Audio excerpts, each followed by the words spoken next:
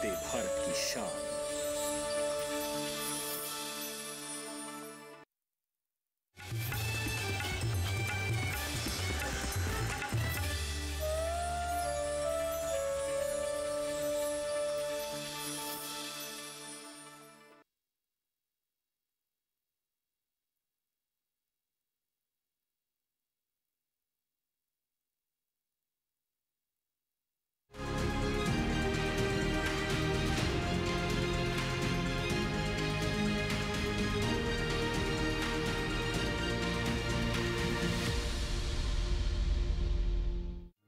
पीढ़ी दर पीढ़ी हमारे किसान अलग अलग स्पीसीज की अलग अलग वैरायटी इनको सहेज कर रखते गए और उसको विकास करते रहे। किसान की विरासत, धरती के वनस्पति संसाधन, एक अधिकार जिसका दुनिया भर के देश करते हैं सम्मान। आज भारत उन अधिकारों को दे रहा है नए मुकाम, ताकि और बढ़े किसानों की वंशागत किस्मों की पहचान का अभियान।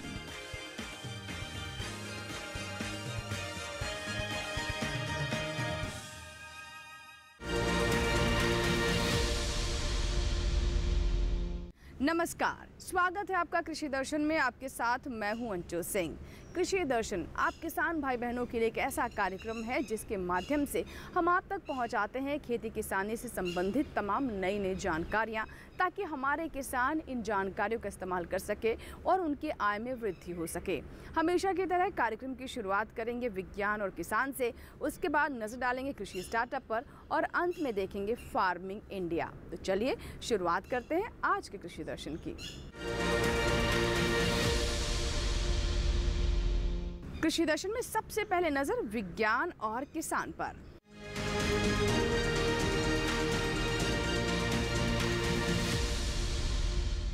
आज के विज्ञान और किसान में हम आपको जानकारी देंगे कृषि ड्रोन के बारे में।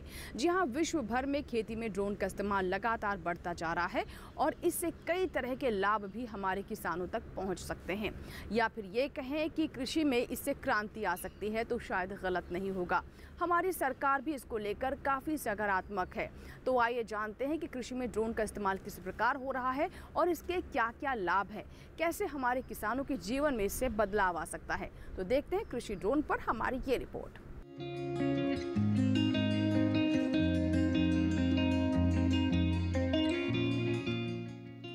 ड्रोन मानव रहित मशीनें हैं जो आर्थिक गतिविधियों के करीब करीब हर क्षेत्र में सेवाएं दे रहे हैं। खनन हो, इंफ्रास्ट्रक्चर हो, सर्विलांस हो, ऊर्जा हो, यातायात हो, जमीन की पैमाइश हो, रक्षा हो, कानून व्यवस्था हो या इसी तरह का कोई और काम, ड्रोन जहां भी हैं महत्वपूर्ण भूमिका में हैं।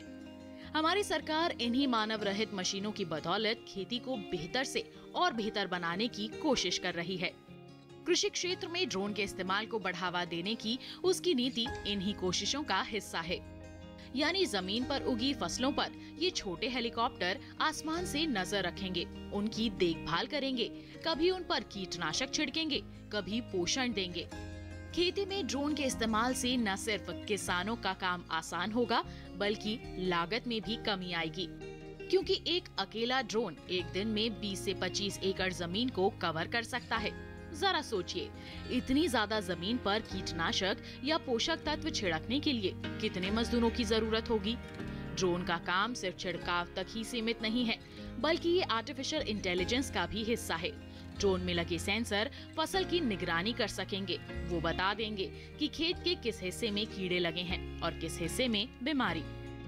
आने वाले समय में हाई कैपेसिटी ड्रोन की मदद से किसान अपने खेतों से ताजा सब्जियां, फल और फूल वगैरह बाजार भेज सकेंगे। मछली पालन से जुड़े लोग तालाब, नदी और समंदर से सीधे ताजा मछलियां ग्राहकों तक पहुंचा सकेंगे। ड्रोन के ऊपर 4 छोटी छोटी पंखुड़ियां लगी होती हैं, जो हेलीकॉप्टर की तरह उड़ान भरने में इसकी मदद करती हैं। इसके रिमोट में मोबाइल जैसे डिवाइस होते हैं। इसके लिए ड्रोन को कमांड दे सकते हैं। ये ऑटोमेटिक मशीन है जो खेत में छिड़काव करने के बाद खुद ब खुद अपनी जगह आकर लैंड हो जाती हैं। छिड़काव के लिए 10 लीटर का टैंक लगा होता है और चारों पंखुड़ियों के नीचे की तरफ नोजल लगे होते हैं। इन्हीं नोजलों से कीटनाशक या तरल उर्वरक या दूसरे पोषक तत्व बारिश के रूप में फसलों पर बरसते हैं। छिड़काव के लिए ड्रोन को ज्यादा ऊंचा उड़ाने की जरूरत नहीं पड़ती। महज 1 से 3 मीटर की ऊंचाई पर ये आसानी से काम कर लेता है। उड़ान को फसल की ऊंचाई के हिसाब से एडजस्ट कर लिया जाता है। रास्ते में पेड़ या कोई और रुकावट आने पर ये खुद ब खुद अपना रास्ता बदल देता है। ये ऐसी मशीन है जो खेत में एक समान छिड़काव करती है। भारत में ड्रोन का भविष्य काफी चमकदार है। विशेषज्ञों का मानना है कि 2030 तक हमारा देश ग्लोबल ड्रोन हब के रूप में उभर कर सामने आ सकता है।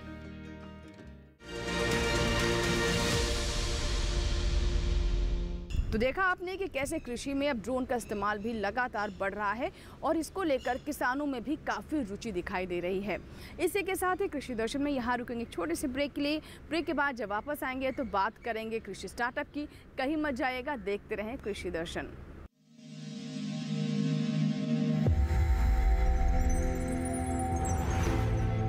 आत्मनिर्भर किसान भारत की शान।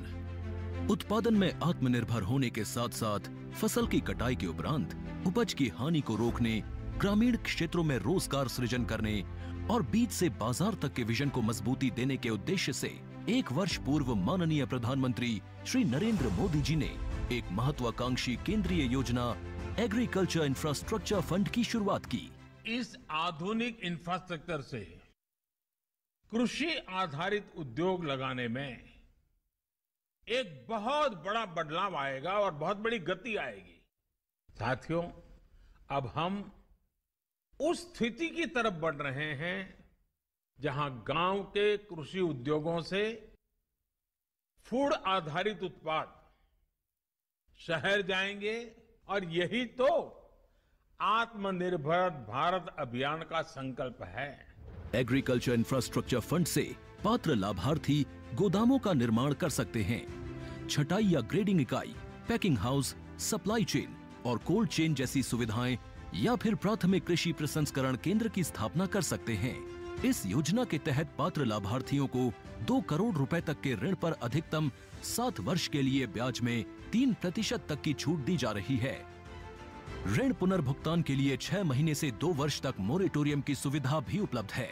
इस योजना ने अब तक सफलता की कई मिसालें कायम की हैं, जैसे कि मध्य प्रदेश के लाभार्थी श्री विपिन त्रिपाठी ने एग्रीकल्चर वेस्ट से बायोफ्यूल बनाने का इनोवेटिव प्राइमरी प्रोसेसिंग सेंटर लगाया है। लोन मिलने की वजह से हम समय पर सारी मशीनों का प्रोक्योरमेंट और सारा सिविल वर्क टाइम पे करवा पाए, जिससे ये प्रोजेक्ट को लगाना संभव हो पाया। राजस्थान के लाभार्थी श्री यशवर्धन मुंद्रा ने सॉर्टिंग एंड ग्रेडिंग यूनिट लगाकर रोजगार के अवसर पैदा किए हैं। कर्नाटक की महिला उद्यमी श्रीमती ममता वी ने प्राइमरी प्रोसेसिंग सेंटर लगाकर प्रगति की नई राह चुनी है। ಸಣ್ಣ ಪುಟ್ಟ ಉದ್ಯಮಿಗಳನ್ನ ಮತ್ತಷ್ಟು ಅಗ್ರಿಕಲ್ಚರಲ್ಲಿ ಹೆಚ್ಚು ನಾವು ಇನ್ನಷ್ಟು ಸಾಧನೆ ಮಾಡಲಿಕ್ಕೆ ಕಾರಣಕಾರಕವಾದಂತ ಈ ಅಗ್ರಿಕಲ್ಚರಲ್ ಇನ್ಫ್ರಾಸ್ಟ್ರಕ್ಚರ್ ಫಂಡ್ ಇಂದ ನಮ್ಮ ಇನ್ನಷ್ಟು ಯೋಜನೆಗಳು ಆಯೋಜನೆಗಳು ಉತ್ತಮಗೊಂಡಿದೆ। राजस्थान के लाभार्थी श्री दिनेश भट्टर ने जीरे की प्रोसेसिंग यूनिट लगाकर आसपास के ग्रामीणों को आत्मनिर्भरता प्रदान की है। महाराष्ट्र के लाभार्थी श्री अनूप कुमार मोहता ने वेयर हाउस बनाकर अन्न भंडारण को सुनिश्चित किया है। आज देश के कोने कोने से किसान, कृषि उद्यमी, किसान उत्पादक संघ, प्राथमिक कृषि सहकारी समितियां, स्वयं सहायता समूह और कृषि उपज मंडियां इस योजना का लाभ उठा रहे हैं।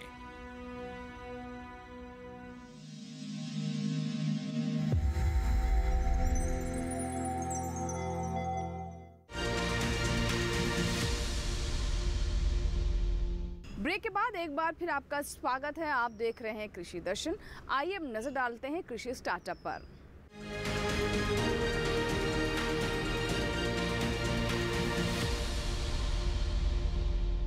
आज की कृषि स्टार्टअप की कहानी है उत्तर प्रदेश से संबंध रखने वाले राजपाल सिंह की, जो कि बागवानी के साथ साथ मिश्रित खेती को भी अपना रहे हैं। जी हाँ, वो समझ रहे हैं कि आज के समय में अगर किसानों को अपनी आय को बढ़ाना है तो ऐसे में बागवानी के साथ साथ पारंपरिक खेती को छोड़कर कुछ अलग करना होगा, और इसीलिए उन्होंने मिश्रित खेती को अपनाया है।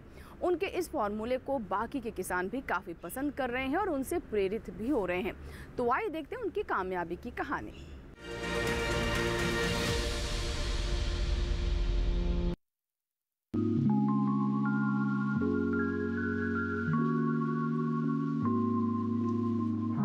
राजपाल सिंह जगहैता गांव गुर्जर के रहने वाले एक सफल किसान हैं।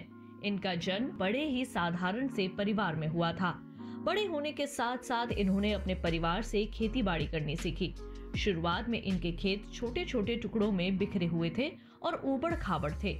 ना तो खेत में सिंचाई की व्यवस्था थी और ना ही कोई अन्य सुविधाएं। ऐसे हालात में खेती कर उपज हासिल कर पाना बहुत ही मुश्किल था। बचपन में पढ़ाई के साथ साथ खेतों के कामों में परिवार का हाथ भी बटाते थे।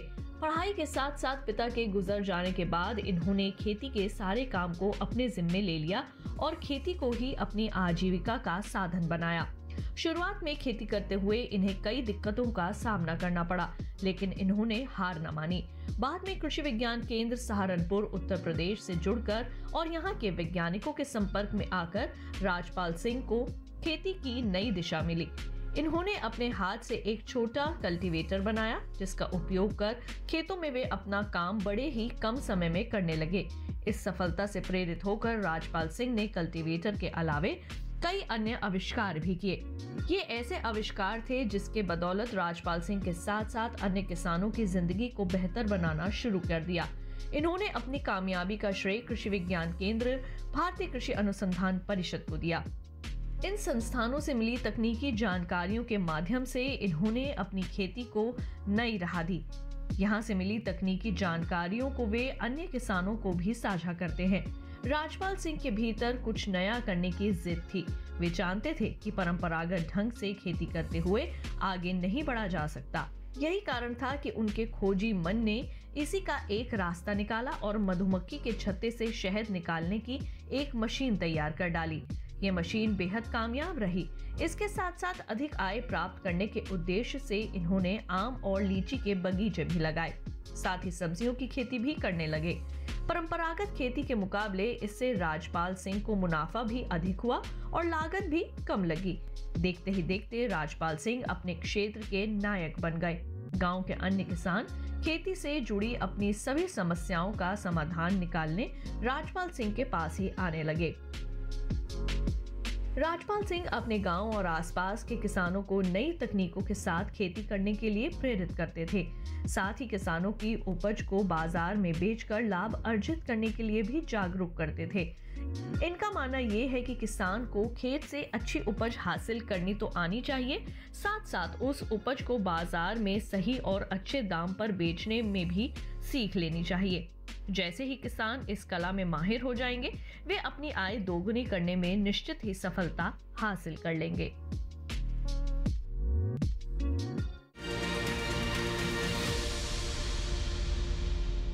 तो ये थी हमारी आज की कामयाबी की कहानी, जो कि आपने देखी कृषि स्टार्टअप सेगमेंट में। इसी के साथ ही यहाँ वक्त एक छोटे से ब्रेक का, कहीं मत जाइएगा। ब्रेक के बाद फिर होंगे हाजिर, बात करेंगे फार्मिंग इंडिया की। फिलहाल छोटा सा ब्रेक।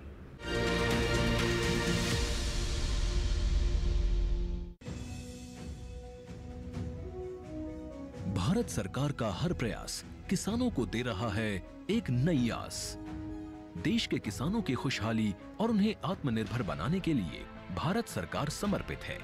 प्रधानमंत्री श्री नरेंद्र मोदी जी के नेतृत्व में कृषि क्षेत्र में किए गए निरंतर प्रयासों के फलस्वरूप देश खाद्यान्न व बागवानी के क्षेत्र में आत्मनिर्भर हो चुका है और देश में दलहन का उत्पादन भी बढ़ा है। इसी तरह भारत सरकार ने खाद्य तेलों के उत्पादन को बढ़ाने के भी अनेक प्रयास किए हैं।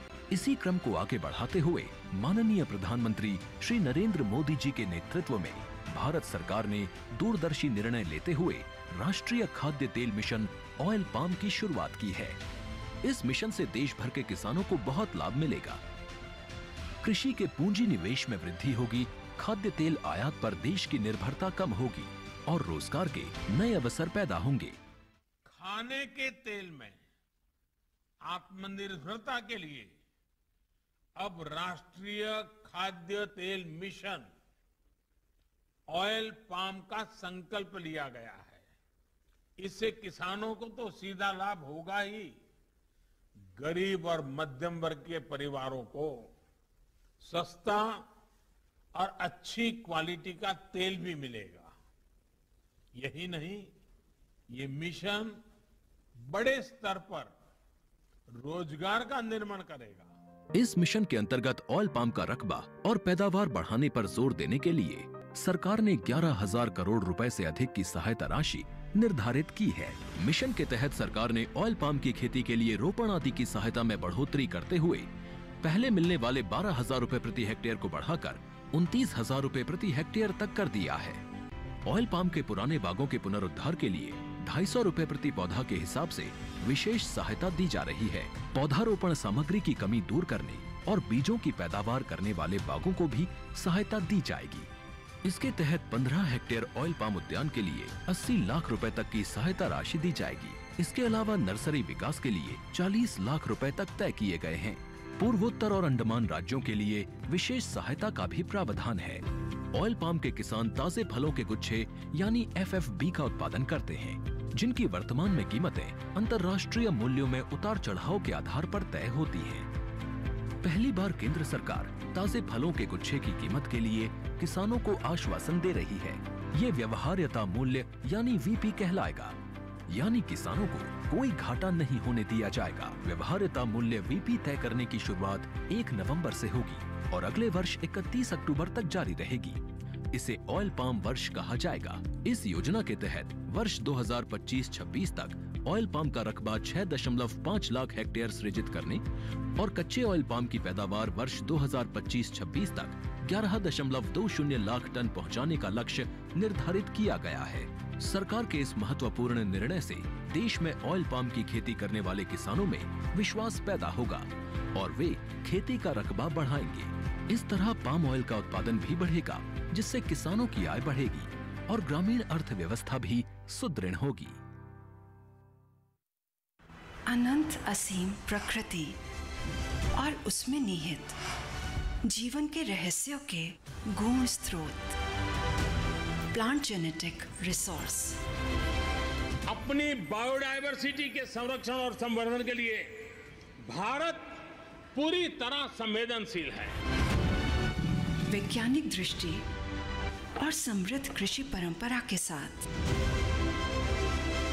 भारत जैविक विविधता के संरक्षण के लिए प्रतिबद्ध है।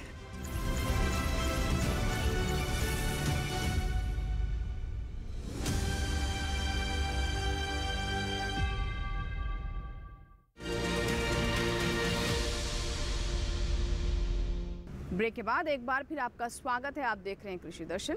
आइए अब नजर डालते हैं हमारे अगले सेगमेंट फार्मिंग इंडिया पर, जिसमें हम आपको बताते हैं सरकार की उन योजनाओं के बारे में जो कि खास तौर पर किसानों पर केंद्रित हैं।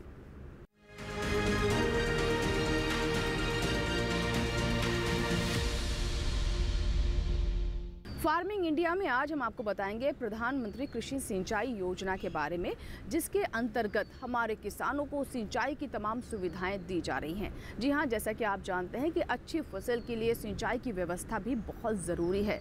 ऐसे में कैसे प्रधानमंत्री कृषि सिंचाई योजना से हमारे किसानों को मदद हो रही है, ये जानना बहुत ज़रूरी है। इससे पानी की बचत तो होती ही है, साथ ही साथ हमारे किसानों की लागत भी घटती है और अच्छा उत्पादन भी उन्हें प्राप्त होता है। तो आइए विस्तार से देखते हैं प्रधानमंत्री कृषि सिंचाई योजना के बारे में।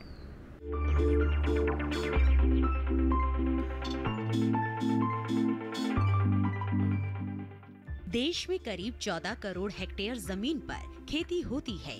2015 में जब प्रधानमंत्री कृषि सिंचाई योजना शुरू हुई, तब 6.5 करोड़ हेक्टेयर जमीन पर ही सिंचाई की सुविधाएं उपलब्ध थी। इसका मतलब ये हुआ कि आधे से भी ज्यादा जमीन बारिश के पानी पर निर्भर थी। जाहिर है, वर्षा आधारित इलाकों में पैदावार कम होती है और किसानों को खेती से उतना लाभ नहीं मिल पाता जितना मिलना चाहिए। प्रधानमंत्री कृषि सिंचाई योजना का असल मकसद हर खेत तक पानी पहुंचाना है। यह अम्ब्रेला स्कीम है और इसमें मुख्य रूप से 2 घटकों को शामिल किया गया है। त्वरित सिंचाई लाभ कार्यक्रम यानी AIBP और हर खेत को पानी के भी 4 उप घटक हैं, जैसे command area development, surface miner irrigation, जल निकायों की मरम्मत, नवीनीकरण और बहाली तथा चौथा भूजल विकास। इसके अलावा सिंचाई योजना में दूसरे मंत्रालयों के भी 2 घटकों को शामिल किया गया है।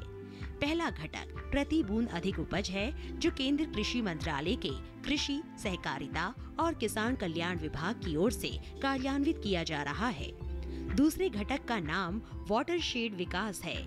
इसका कार्यान्वयन ग्रामीण विकास मंत्रालय का भूमि संसाधन विभाग कर रहा है। सिंचाई योजना का उद्देश्य खेत तक पानी की पहुंच को बढ़ाना और सुनिश्चित सिंचाई के तहत खेती योग्य क्षेत्र का विस्तार करना था। इसके अलावा खेत में पानी के उपयोग की दक्षता में सुधार करना और स्थायी जल संरक्षण प्रथाओं को पेश करना भी इसमें शामिल था। पानी की बचत इस योजना का बहुत महत्वपूर्ण पहलू है। 2020-21 के दौरान इस योजना के तहत 9,38,000 हेक्टेयर फसलों को सूक्ष्म सिंचाई के तहत लाया गया। इसमें टपक और फव्वारा दोनों तरह की सूक्ष्म विधियां शामिल है।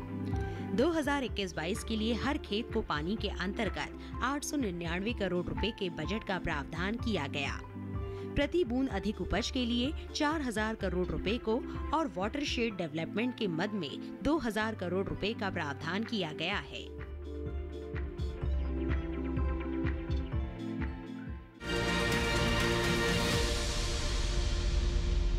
हमारे किसानों की आय में वृद्धि हो, उनकी लागत कम हो, इसके लिए सरकार की तरफ से कई तरह की योजनाएं चलाई जा रही हैं और उन्हीं में से एक है कुसुम योजना, जिसके अंतर्गत हमारे किसान सिंचाई के लिए अपने खेतों में सोलर पंप लगवा सकते हैं। सरकार इसके लिए अच्छी खासी सब्सिडी भी देती है। तो आइए जानते हैं इस योजना के बारे में विस्तार से।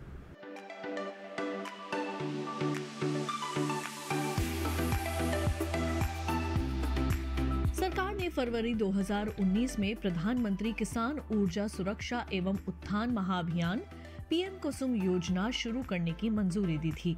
इस योजना का मकसद सौर ऊर्जा क्षमता विकसित करने में किसानों की मदद करना है। इससे किसानों को आय बढ़ने के साथ ही खेती के लिए पानी की जरूरत पूरी होगी। इसके जरिए वर्ष 2022 तक 30.8 गीगावाट बिजली उत्पादन का लक्ष्य रखा गया है। इस योजना के तहत किसानों को सब्सिडी पर सोलर पैनल मिलते हैं, जिससे वे बिजली बना सकते हैं।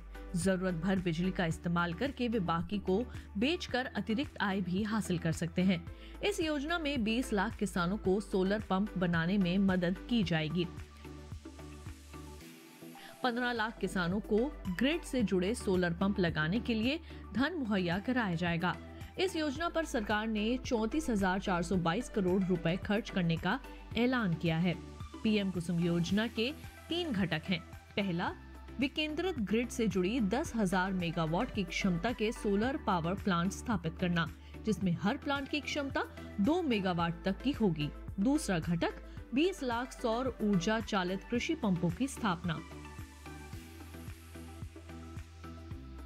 15 लाख किसानों के सिंचाई पंप को सोलर पंप से जोड़ना। इस योजना के जरिए बिजली और डीजल से चलने वाले सिंचाई पंप को सोलर एनर्जी से चलने वाले पंप में बदला जाएगा। सोलर पैनल से मिलने वाली बिजली का इस्तेमाल किसान पहले अपने सिंचाई के काम में करेंगे।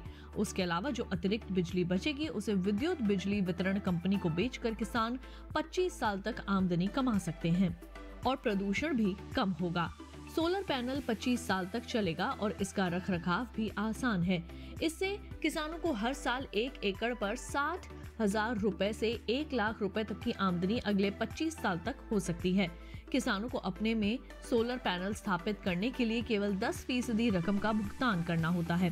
केंद्र और राज्य सरकार किसानों को बैंक खाते में 60% की सब्सिडी देती है। केंद्र और राज्य की ओर से बराबर का योगदान देने का प्रावधान है और बैंक की ओर से 30% लोन का भी प्रावधान है। इस लोन को किसान अपने होने वाली आमदनी से भी आसानी से भर सकते हैं। किसानों को इस योजना का लाभ उठाने के लिए सरकारी वेबसाइट https://mnre.gov.in पर जाकर रजिस्ट्रेशन कराना होगा। इसके अलावा आधार कार्ड, प्रॉपर्टी के दस्तावेज और बैंक खाते की जानकारी भी देनी होगी।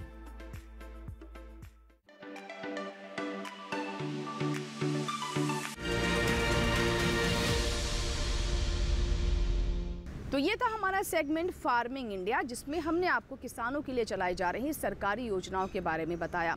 आशा करते हैं कि आज के कार्यक्रम में जो जानकारियां हमने आप तक पहुंचाई हैं उससे हमारे किसानों को ज़रूर लाभ होगा। अगर आपके कोई सुझाव है, कोई राय है, फीडबैक आप हम तक पहुंचाना चाहते हैं तो आप हमें ईमेल कर सकते हैं और हमें पत्र भी लिख सकते हैं। हमारा ईमेल पता नोट कर लें, कृषि दर्शन DDK@gmail.com।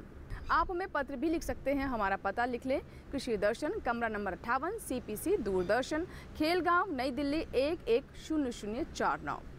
कृषि दर्शन आप किसानों का अपना कार्यक्रम है। आपके ईमेल्स, आपके सुझाव का हमें इंतजार रहता है। इससे हमें कार्यक्रम को और बेहतर करने में मदद मिलती है। चलते चलते आपको ये भी बता दें कि आप हमारा ये कार्यक्रम हमारे YouTube चैनल पर भी देख सकते हैं। इसके लिए टेलीविजन स्क्रीन पर दिखाए जा रहे इस QR कोड को स्कैन करें और YouTube चैनल पर भी देखें कृषि दर्शन। यहाँ लेंगे आपसे इजाज़त। कृषि दर्शन के नए अंक में नई जानकारियों के साथ फिर होगी आपसे मुलाकात। तब तक के लिए दीजिए इजाज़त। नमस्कार।